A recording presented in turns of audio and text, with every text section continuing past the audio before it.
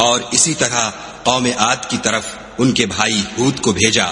انہوں نے کہا کہ بھائیو، خدا ہی کی عبادت کرو، اس کے سوا تمہارا کوئی معبود نہیں، کیا تم ڈرتے نہیں؟ تو ان کی قوم کے سردار جو کافر تھے کہنے لگے کہ تم ہمیں احمق نظر آتے ہو اور ہم تمہیں جھوٹا خیال کرتے ہیں۔ انہوں نے کہا کہ میری قوم مجھ میں حماقت کی کوئی بات نہیں ہے، بلکہ میں رب العالمین کا پیغمبر ہوں۔ میں تمہیں خدا کے پیغام پہنچاتا ہوں اور تمہارا امانت دار خیر خواہ ہوں۔ کیا تم کو اس بات سے تعجب ہوا ہے کہ تم میں سے ایک شخص کے ہاتھ تمہارے پروردگار کی طرف سے تمہارے پاس نصیحت آئی تاکہ وہ تمہیں ڈرائے؟ اور یاد تو کرو جب اس نے تم کو قوم نوح کے بعد سردار بنایا اور تم کو پھیلاؤ زیادہ دیا، پس خدا کی نعمتوں کو یاد کرو تاکہ نجات حاصل کرو۔ وہ کہنے لگے کیا تم ہمارے پاس اس لیے آئے ہو کہ ہم اکیلے خدا ہی کی عبادت کریں اور جن کو ہمارے باپ دادا پوچھتے چلے آئے ہیں ان کو چھوڑ دیں؟ تو اگر سچے ہو تو جس چیز سے ہمیں ڈراتے ہو اسے لے آؤ۔ ہود نے کہا کہ تمہارے پروردگار کی طرف سے تم پر عذاب اور غضب کا نازل ہونا مقرر ہو چکا ہے۔ کیا تم مجھ سے ایسے ناموں کے بارے میں جھگڑتے ہو جو تم نے اور تمہارے باپ دادا نے اپنی طرف سے رکھ لیے ہیں، جن کی خدا نے کوئی سند نازل نہیں کی؟ تو تم بھی انتظار کرو، میں بھی تمہارے ساتھ انتظار کرتا ہوں۔ پھر ہم نے ہود کو اور جو لوگ ان کے ساتھ تھے ان کو نجات بخشی، اور جنہوں نے ہماری آیتوں کو جھٹلایا تھا ان کی جڑ کاٹ دی، اور وہ ایمان لانے والے تھے ہی نہیں۔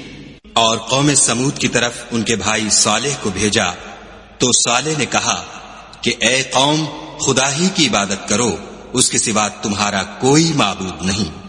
تمہارے پاس تمہارے پروردگار کی طرف سے ایک معجزہ آ چکا ہے، یعنی یہی خدا کی اونٹنی تمہارے لیے معجزہ ہے، تو اسے آزاد چھوڑ دو کہ خدا کی زمین میں چرتی پھرے، اور تم اسے بری نیت سے ہاتھ بھی نہ لگانا، ورنہ عذاب علیم تمہیں پکڑ لے گا۔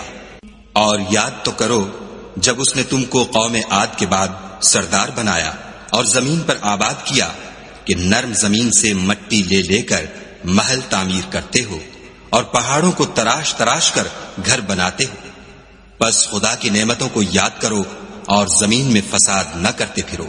تو ان کی قوم میں سردار لوگ جو غرور رکھتے تھے غریب لوگوں سے جو ان میں سے ایمان لے آئے تھے کہنے لگے بھلا تم یقین کرتے ہو کہ صالح اپنے پروردگار کی طرف سے بھیجے گئے ہیں؟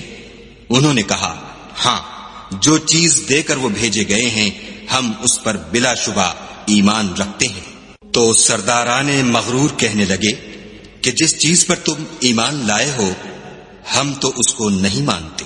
آخر انہوں نے اونٹنی کی کونچوں کو کاٹ ڈالا اور اپنے پروردگار کے حکم سے سرکشی کی، اور کہنے لگے کہ صالح، جس چیز سے تم ہمیں ڈراتے تھے اگر تم خدا کے پیغمبر ہو تو اسے ہم پر لے آؤ۔ تو ان کو بھونچال نے آ پکڑا اور وہ اپنے گھروں میں اوندھے پڑے رہ گئے۔ پھر صالح ان سے نا امید ہو کر پھرے اور کہا کہ میری قوم، میں نے تم کو خدا کا پیغام پہنچا دیا اور تمہاری خیر خواہی کی، مگر تم ایسے ہو کہ خیر خواہوں کو دوست ہی نہیں رکھتے۔ اور اسی طرح جب ہم نے لوط کو پیغمبر بنا کر بھیجا تو اس وقت انہوں نے اپنی قوم سے کہا کہ تم ایسی بے حیائی کا کام کیوں کرتے ہو کہ تم سے پہلے اہل عالم میں سے کسی نے اس طرح کا کام نہیں کیا، یعنی خواہش نفسانی پورا کرنے کے لیے عورتوں کو چھوڑ کر لونڈوں پر گرتے ہو۔ حقیقت یہ ہے کہ تم لوگ حد سے نکل جانے والے ہو۔ تو ان سے اس کا جواب کچھ نہ بن پڑا، اور بولے تو یہ بولے کہ ان لوگوں یعنی لوط اور اس کے گھر والوں کو اپنے گاؤں سے نکال دو کہ یہ لوگ پاک بننا چاہتے ہیں۔ تو ہم نے ان کو اور ان کے گھر والوں کو بچا لیا، مگر ان کی بیوی نہ بچی کہ وہ پیچھے رہنے والوں میں تھی، اور ہم نے ان پر پتھروں کا مہ برسایا۔